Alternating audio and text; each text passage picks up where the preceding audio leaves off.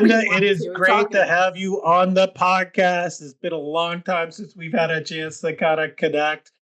I won't say how long because I kind of ages both of us. But would you mind giving a kind of a brief introduction? Sure.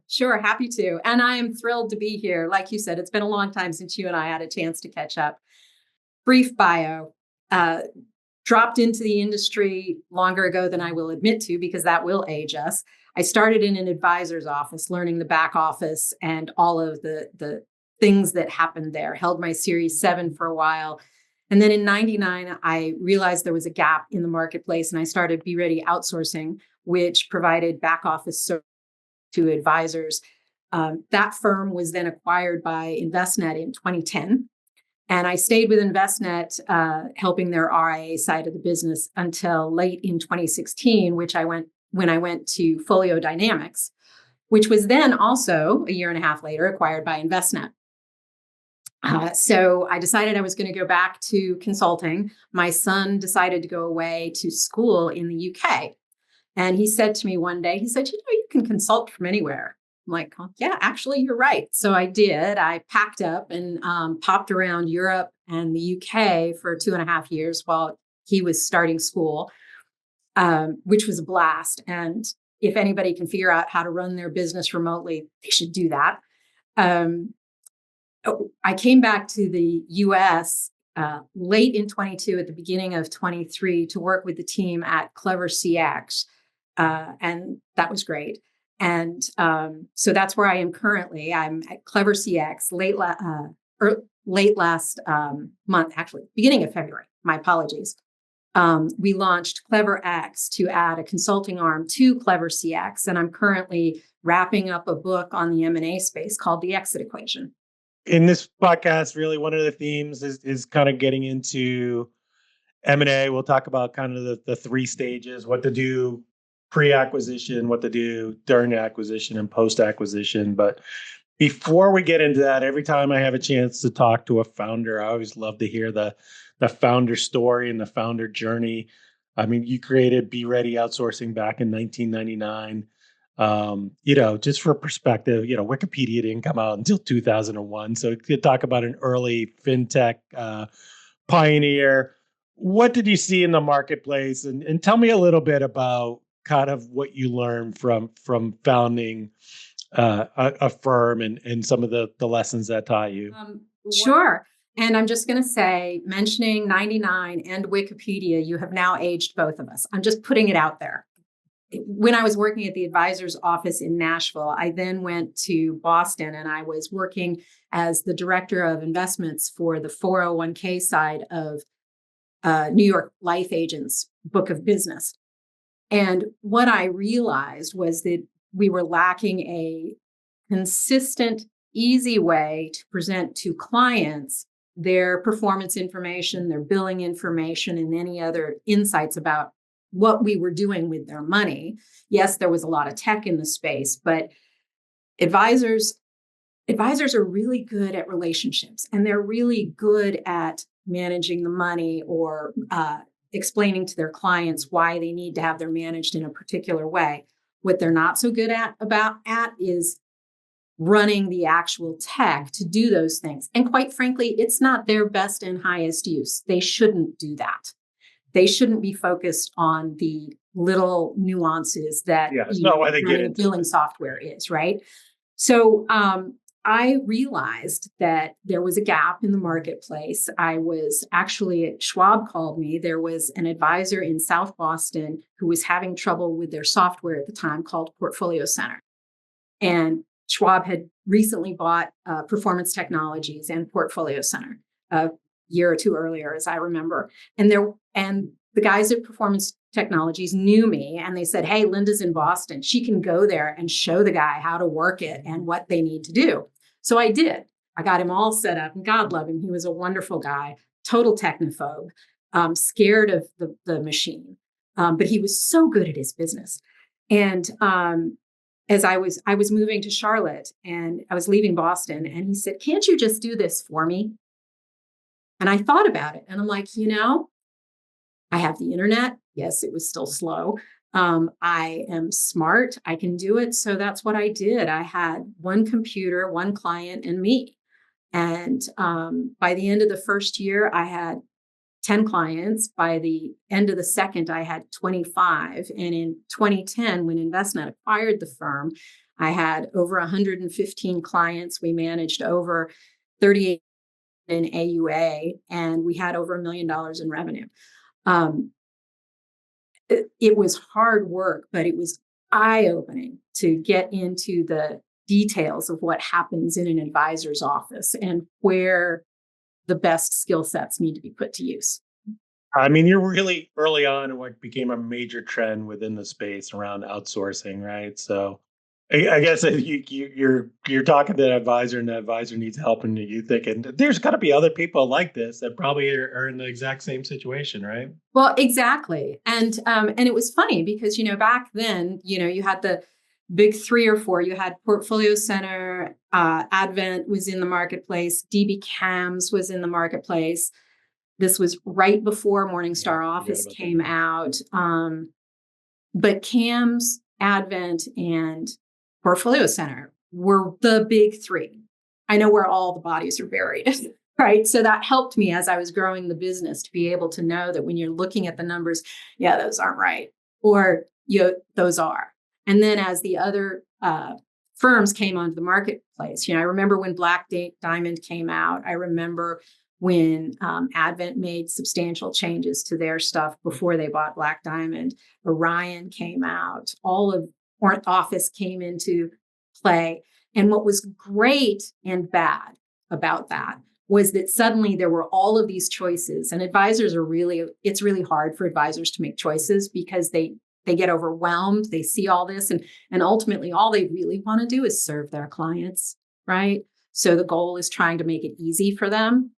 But the best thing about that is that it did create optionality and gave everybody a better understanding of what was important to the client.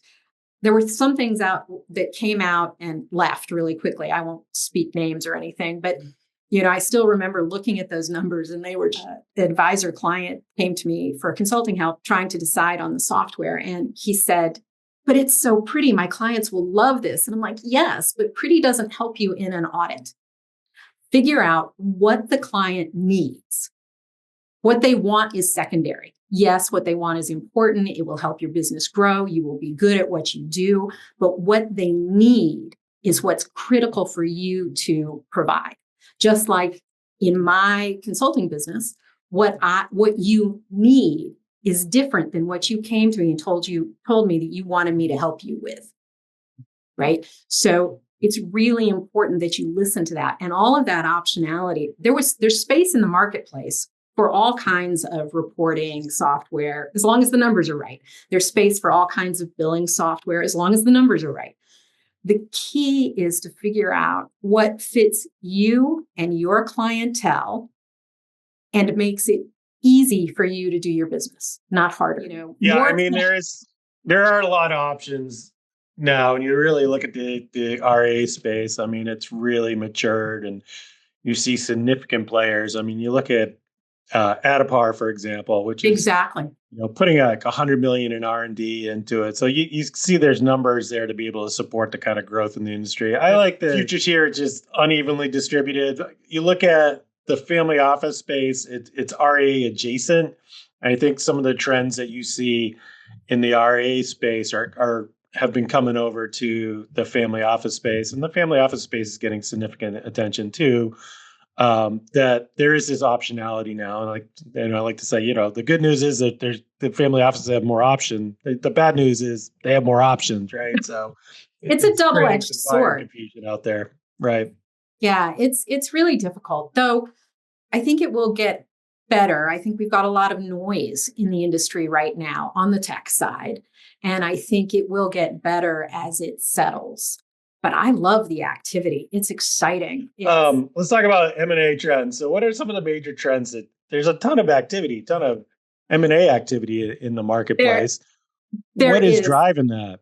There is. Well, I think it's a perfect storm, right? You have founders are aging out. Scale is is fluctuating, right? It's increasing, but it's getting expensive. Clients want more. They want it faster. They want it smarter. They want it digital first. Firms are realizing that it's getting really hard to keep up if they're solo. I truly believe that M&A isn't about the selling. It's about staying in the space.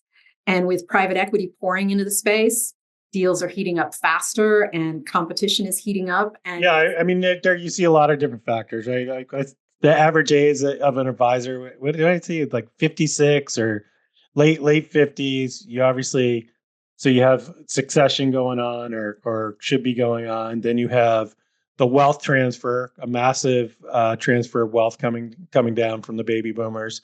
The still, and it's been going on for 20 plus years, but the transfer of assets from wirehouses to the independent channel.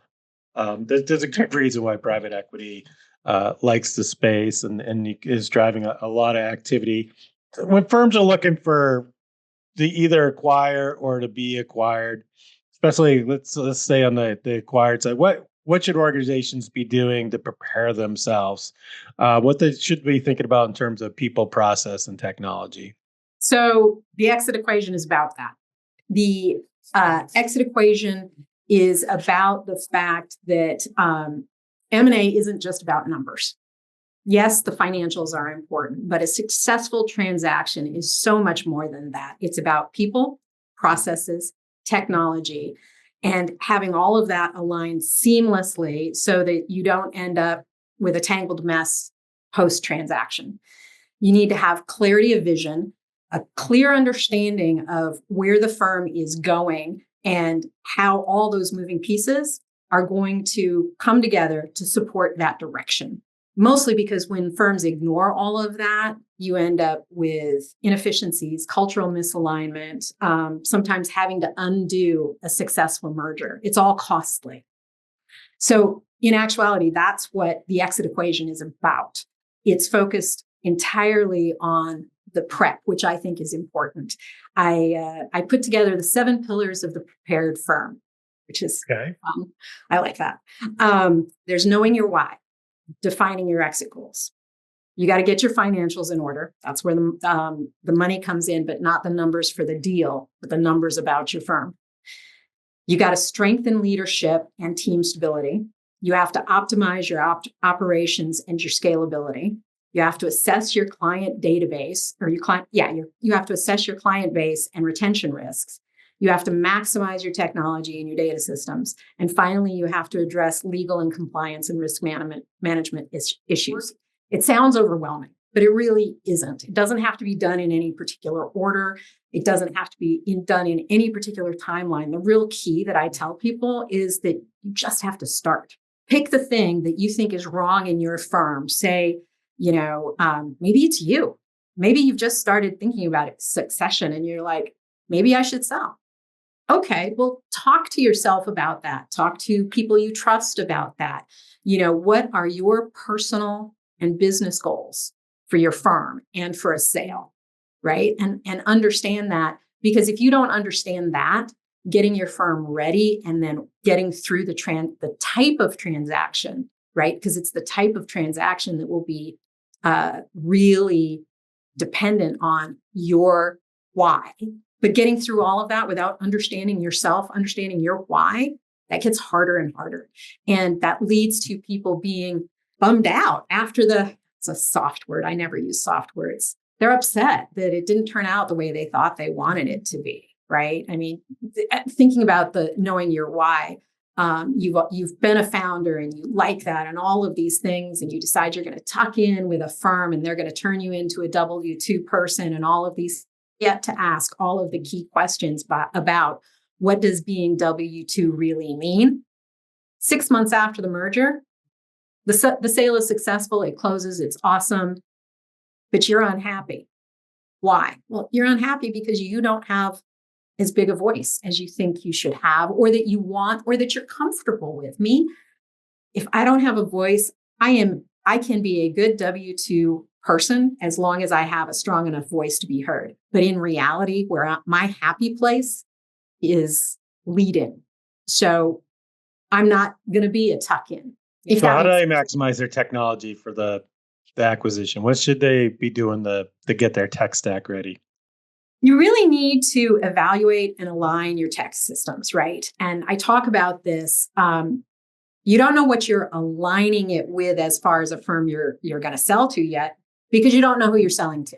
That when you're the ideal time to do this preparation is before you've even started to talk to other firms.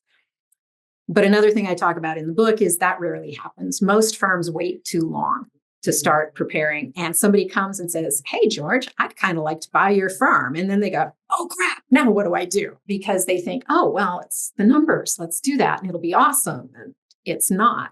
So in reality, there's a lot they do. They need to go through operations and tech go hand in hand, right? You've got to evaluate your tech. You have to have a clear understanding of what your tech is. The number of advisors that I go into their office and I help them do an evaluation of their tech infrastructure, that they really don't know it or don't understand it, that's the majority of advisors. That yes, they have basic pieces of software, CRM, performance reporting, billing, risk management, if they do that, like maybe one or two other things. Those are the big key pieces that they know get used every day, or they think get used every day. They've forgotten all about these random subscriptions that they have for things. They've forgotten that they started a free trial for something that turned into they're being charged something that they don't notice on the bills every month. And they find out that they have 2 or 3 pieces of software that do 2 or 3 of the same things. And so the first thing is to do a complete and total tech audit. That doesn't mean just you sitting down and thinking about what tech I use. That means going to your team and say, what tech do you use? What websites do you use? It also means going to your bank statement or your credit card statement, and where there are subscriptions, what is that, right? And why am I paying for it? All of that goes into that process. And then it's really hard for people to let go of tech, but I'm like, if you've got 2 or 3 things doing the same thing, pick one. Heck, pick 2 and get rid of the third and the fourth one. I don't care, but start making consolidation moves, because if your firm is not portable easily, if you are introducing more complexity into an integration process post-merger, it's a disaster. It takes longer. It makes people on your team lose credibility with the people on the new team. And that's big for cultural alignment of the firms. You have people who start getting left out of the loop because, it's too complicated to deal with their stuff. I'm just going to do it the way I've always been doing it, right? It's the same thing with operations. Go through every single workflow you have and question all of it. Why do you do it that way? Well, 5 years ago, the custodian said this was the process. Okay, is that still the process? Well, kind of, but we do this here and this there. Well, then why isn't it documented? What changes have been made in this account opening process, to use my example from earlier, that means that if I change steps 3 and steps 5, I now am faster and done sooner and less aggravation for both me and the client. Woohoo! Happy dance moment, right? I could go on and on. You just need to stop me when you want to. But these are all things that you have to do. One last thing I'm going to say about it, though, before I forget, is that a lot of advisors think, hey, I would be really tech ready if my CRM was or tech ready. I'd be really sale ready, if my CRM was better, or a new performance reporting software, because that made my clients happier or whatever. If you're anticipating a sale, I don't want you to buy new tech for that reason. I want you to evaluate your tech. If you were not going to sell your firm, if a new piece of tech makes you stronger, faster, better, okay, then let's discuss it. But there is zero reason to bring in disruption to your staff and your clients, and the extra cost that bringing in a new piece of software entails, if in less than a year you're going to merge with another firm and they're going to move you to new software anyway. Do you see it on the other side, though, where they're kind of underinvesting in technology to kind of make the financials look better for the sale? Yes, because in the tech audit, it's that you can't get rid of tech that allows your business to run. Because the first thing that buyers are going to do when they come in is say, how are you doing this? You're still doing it manually so that you don't have a tech cost. Well, I'm sorry to tell you that that person, while your brother-in-law is very nice and awesome, I can replace half of his job with technology and make it faster and better for the end client and for my bottom line. And we can then make your brother-in-law client facing so he brings in revenue instead of being a cost sink. But one big problem when you're strengthening your leadership and your team stability is to look at your team. Are the people on your team the right people in the right jobs? The number of advisors that I go in and I talk to where they have the wrong people in the wrong jobs, it's crazy. That's because they hired a friend or a family member, or they made a hire before they really understood how hiring, the questions you need to ask. You just needed help. So you hired a pair of hands, which is great. I don't say that that's wrong, but you have to keep evaluating that help, right? I have gone into firms where they have a spectacularly detail-oriented grinder of a personality who gets stuff done. You put stuff on his desk, it would disappear. That's awesome. They have him in a client-facing job. That's crazy. And I have somebody who's in a client-facing job who is stressed out every day because it's uncomfortable for them. They want to do the data. So why don't I switch my person whose personality that needs to be in front of the client and the one that's in front of the client back to what they do best? Everybody's happy. Everybody wins. The client, the staff, you, and your bottom line. So let's talk during the acquisition process. Obviously, communications key. Communication with your staff, communication with your clients. What are some of the things that are really super important that help kind of ease that onboarding in that transition period? Yeah, sure. Communication, M&A communication is all about timing and trust. In the early stages, only the people who need to know should be involved. Key leadership, compliance, your banker, your lawyer, right? You have to protect confidentiality to avoid unnecessary disruption. Because when rumors start to fly, not only do staff get nervous, but clients start to get nervous. So that circle of trust has got to be tight and sacrosanct. As the deal progresses, you want to roll out a clear staged plan, right? You want to inform key staff first and communicate with the broader team and clients once the deal is signed, but before the close. I think you start with I think it's important that you start with including key clients in that mix too. That's going to be different with every firm, right?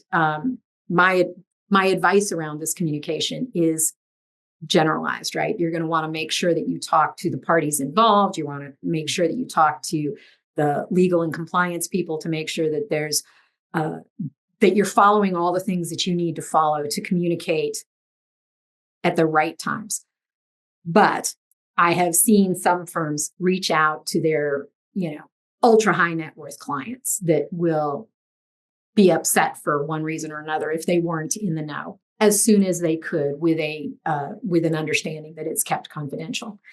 I think it's incredibly important that that the focus is clarity and stability and what stays the same, because in any type of merger or acquisition process, the first thing that your staff worries about is, will I still have a job? And the first thing your clients worry about is, what's changing? And am I going to lose my advisor? And how is this going to disrupt my life? It needs to be carefully packaged. I think you surround yourself with people who have done this before, the communication process. There are consultants that can help with that, but talk to your bankers, talk to your lawyers, and focus on the clarity and focus on the whys, and make sure that you anticipate the questions that your staff and your clients are going to have for you, and have an answer and have an honest, authentic answer. If you're selling and you're retired, you're going to step away. Your clients need to know that. The clients that you are still interacting with.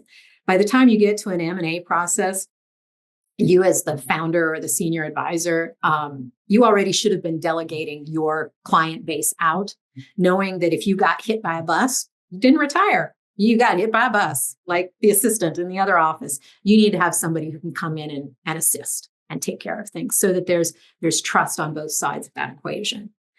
But if you're going to step completely away, if you're going to be there and then you're moving to Tahiti, your clients, your high net worth clients, the important clients, they need to know that because they need to have the option to be able to decide what's best for them if that impacts them, right?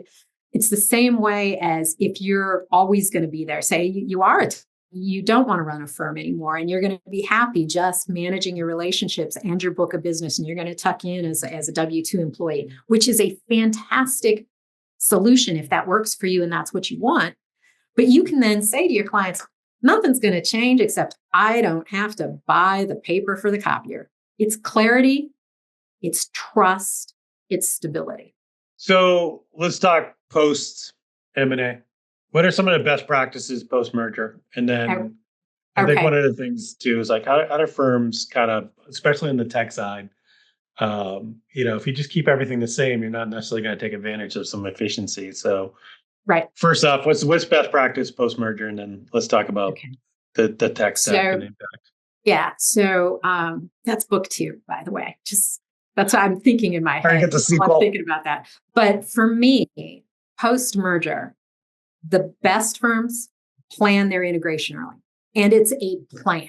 It's not we signed, we close. Today's Monday. We should look at the CRM, right? No, that's not what it is. The best firms plan integration early and they use it with a plan. They plan around tech, they plan around workflow, and they plan around roles, right? Mm-hmm. Because when say you have a merger of equals and you have 2 leadership teams coming over, have you already ironed out who's going to run the firm and what everybody else's job is? Leadership instability and arguments post-merger, post-close, that creates a disruption in the office, in the merged firm that nobody wants.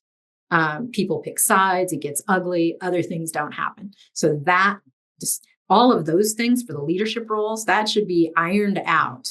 Once you're inked, well, think about what you want before it gets inked. But once it's inked and before it closes, that is your job as leadership of the firms.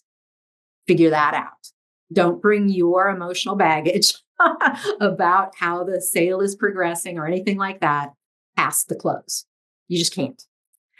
But I realized that wasn't talking about technology, but that's key. No, I mean, that's key, right? If that's not solved, then the tech isn't really going to matter, right? Yeah, the teams don't have direction for the tech and the workflows. And the underlying roles, right, of the 2 operation teams. How do they get merged and how do they flow into each other? How does somebody who was running all of everything over here move and work side by side by the person who was over here managing everything, right? How do you define that? Now, some of this will happen by attrition. You will find staff members who don't want to move on to the combined firm, and that's okay. As if you need an extra pair of hands, you might be able to hire a pair of hands that's less expensive or that is slightly redirected so that it's a more valuable addition to the combined firm. And that's awesome. That ends up being, one of the good things that happen to the bottom line because you do gain some synergies and some cost efficiencies by having people deciding to self-opt out. You don't have to fire anybody. And if you've got 2 people in the same role, you want to say, these people are both valuable. How can I find them both a role, but it's not the same role? So all of that is important. Also should be being worked on in the 90 days. The tech, if the tech pieces are the same, integration's really easy, right? Everybody throws up their hands. It's a hallelujah moment. Both firms are on Adapar. Woohoo! Let's have Adapar put us together and we're not going to worry about it. Awesome, right? But if one firm's on Portfolio Center and the other one's on Black Diamond, you have to figure out which is going to be the surviving piece of software and why, because you're going to have to be able to explain to the clients how their visuals are going to change. You're also then going to have to convert one database to the other. Make sure you have a plan around that, around spending the time to verify that the converted data is in fact being represented accurately in the new database. All of that needs an integrated plan. And it's not just portfolio reporting. It's the same for the CRM. It's the same for the billing software. It's every piece of software that you have. And if you both have the same subscriptions to, Joe Schmo's risk management software, whatever, you gain efficiencies because you can get rid of one and just fix the other one. And a lot of times for firms, when they go to a slightly larger subscription than they had before, it ends up being cheaper across the firm, unless you're Bloomberg, in which case they have some scale or whatever. Yeah. So it's advantages of scales. And then you also have to do the same thing with workflows. Now, the one thing that I talk about with post-merger is this doesn't happen in a vacuum. And if you have the staff, you can identify Joe is in charge of this integration, Jane is in charge of this one, David's going to do these workflows, Alfred is going to do those.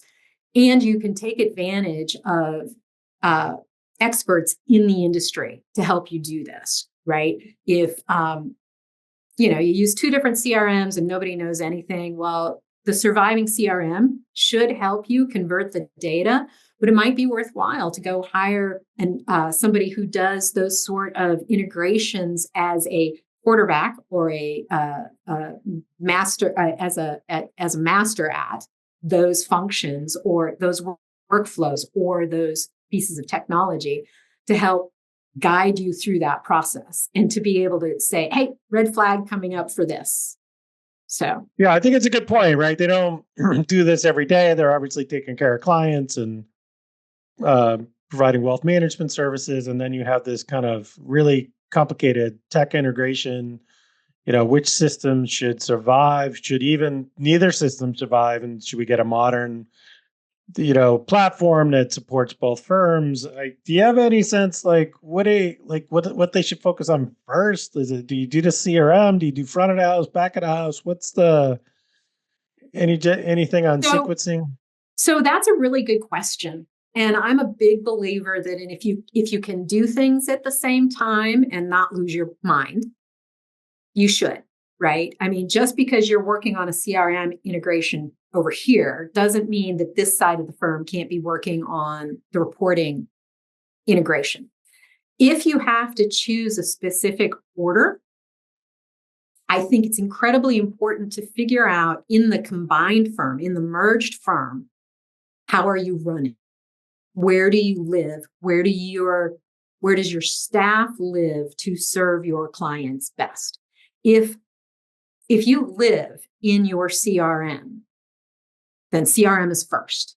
With notifications to the clients that we're undergoing a CRM integration, things might be a little funky, and let us know if you see anything weird happen. We'd love your assistance as we work through this integration, right? If you live in, your reporting software, just to pick another one, if that's where you live, if that's what you open first, and when you're on the phone with your clients, you're looking at your reporting software, do that first. But understand each of these things has its own timeline. Performance reporting integrations, when they go really, really well, can be done in 8 weeks.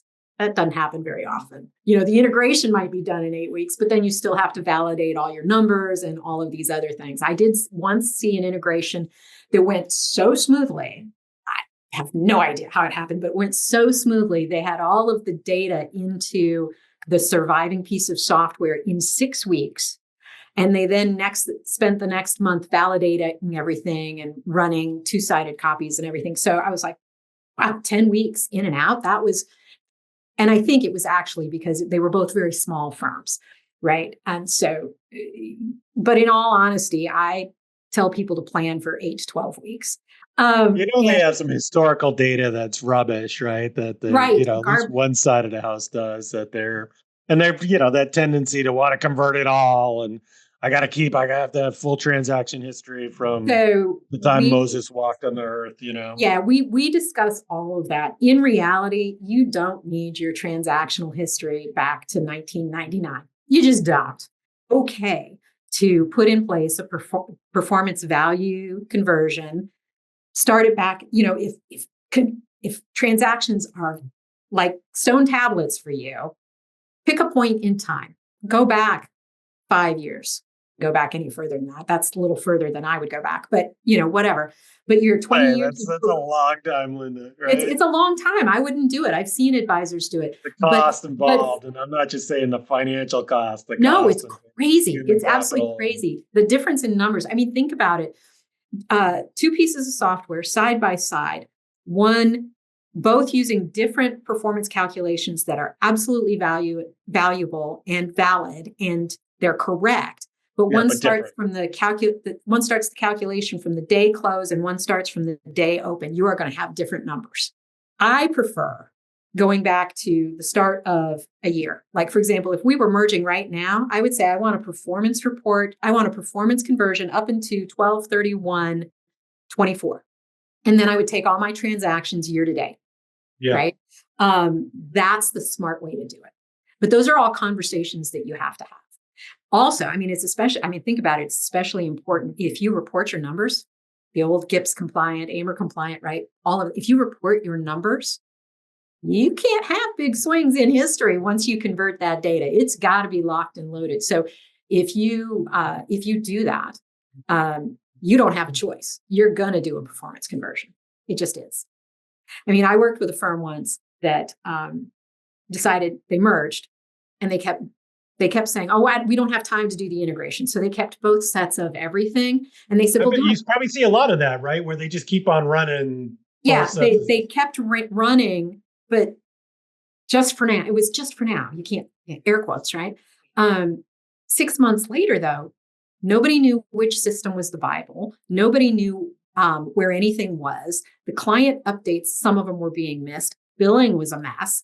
And one team actually sent out a set of performance reports with the wrong brand because it came out of the wrong software before it got the merged thing. So the moral is pick your systems early, communicate clearly, and don't let integration drift.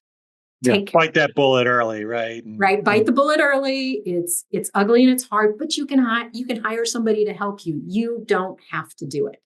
I think that's a great point. Get help, I think, is important too. Without naming names, you got a good M&A horror story for me?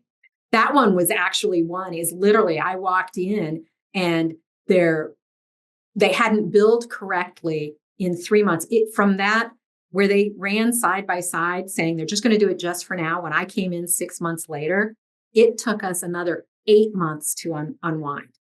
So they were a full 14 months past the close before we had a consolidated system because we had some people who just stopped using the CRM and started keeping it in their notes in their Outlook and on paper. And having 2 CRMs is such a disaster, but it was horrible. The clients were confused. They had 3 staff members quit in frustration. And then trying to hire people and get everything back to where it should be was harder than it needed to be. I think that's a good point. I see that in general. Obviously, the talent acquisition retention is a huge problem in the industry. And some of that is attributed to technology, right? Especially with the younger generation workforce. They don't want to do it. They don't want to pound into Excel or have to do a lot of manual processes. If you're having to run 2 systems and both are outdated, people get frustrated. It's that they don't have their best version of themselves because they're doing low value work, right? Well, that's exactly right. Your team needs to think that what they do is valuable and that they are valuable because they are. Without them, you can't function. So, Linda, I like to wrap up these things with, on a personal note, 3 questions that have nothing to do with M&A. Love it. Let's obviously you had a chance to live in Europe for a while. I love Europe. I think Europe's great. I think Italy in particular is the best of Europe, and I love Europe. So what's your favorite thing about living in Europe? It was car free. Well, actually, I love everything about Europe.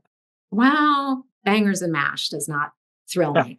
But Now, what I really loved was how free I was. Now, granted, I was consulting, so I could pick and choose when I worked and who I worked with. So it was a little different than having a daily grind job. But I wouldn't have minded that either. But I got a chance to see places that I hadn't seen before. And I do a lot of traveling in Europe. And I lived in places that were beautiful. But being carless was actually huge for me. And it was very freeing to know that I could hop onto the tube or take the water taxi, or, in Malta, it was all good. I was in the UK a lot. I did not, my son was in school at Northumbria, which was up in Newcastle upon Tyne. It's about 3.5 hours north of London. I spent all my time down in Kent, which was very nice, very rural. I love the Netherlands. I was a foreign exchange student there when I was much younger. And so I loved going back, and I was there for a little while. Portugal is great. I love Lisbon. There's great energy there. And for people, I was down in the Algarve in the winter, beautiful sunsets and beaches. And it was so quiet because it was a golf resort. I don't golf. I ended up there by accident. That was the other thing, is I ended up everywhere by accident, but it was just beautiful and quiet. I love Spain, especially Seville. Seville's beautiful. I was in Malta for 6 weeks. And that was great, but it was too long. I like Malta, but for me, Malta is a vacation stop, not a stay stop. Yeah. And, but yeah, I'd do it again. I want to go back. I was in Italy, but only for a couple of days, because this was all during COVID, right? So I was dealing not only with visas, but the COVID restrictions. Next, I want to go spend time in Ireland, and I want to go back to Italy and spend time in Italy, because I haven't. Italy's the best. I had a chance to work in London. I was over there for 5 months. I absolutely loved it. Love the people. I love the sense of humor, the English sense of humor. I think it's fantastic. Yes. That sarcastic, like, it just speaks to me. I do miss, and you see it throughout Europe, just getting a cup of coffee with some cream in it. It just, like, for whatever reason, like half and half hasn't been invented over there yet. Can get, a little old, or try to get a Dunkin' Donuts iced coffee. Good luck with that. But the ability to travel, I mean, from London, the ability to just jump on the train and go wherever was fantastic. I really, really loved it. I think the easiest thing was that I was already a tea drinker. This may horrify people, but I don't drink coffee. But so I could always get a good cup of tea everywhere. Yeah, no, yeah. Except Italy. Right. Favorite country in Europe? Italy. Yeah. I mean, the UK is a high, minuscule second, because London is my favorite city in the world. It's there you go. So comfortable there. I've been there so much. Where in London did you live? I lived in different places. I was down in Vauxhall for a while, but my favorite place, I was 3.5 months in Center City, London. Okay. Right. I was literally a 6-minute walk from Westminster Bridge. I was a 10-minute walk from Waterloo Station. I had North Lambeth, which is a little station nobody knows about. I was in Lambeth, was literally a half a block away. So it was wonderful. There we go. That's making me wish. Sign me up. I'm ready to go. Yeah, I'm ready to go back. Yeah. Well, if you go to Italy, one place I would recommend is Capri. Capri is like the Nantucket of Italy. It's not quite the Amalfi Coast. It looks over at the Amalfi Coast right off of Napoli, but Rome. It's all good over there. Florence. I have not been to Capri. That's on the list. It's fantastic. Capri's my happy place. Anyways, this has been great, Linda. I really appreciate the time. This has been fantastic, and I appreciate you sharing your insights. Absolutely. Thank you.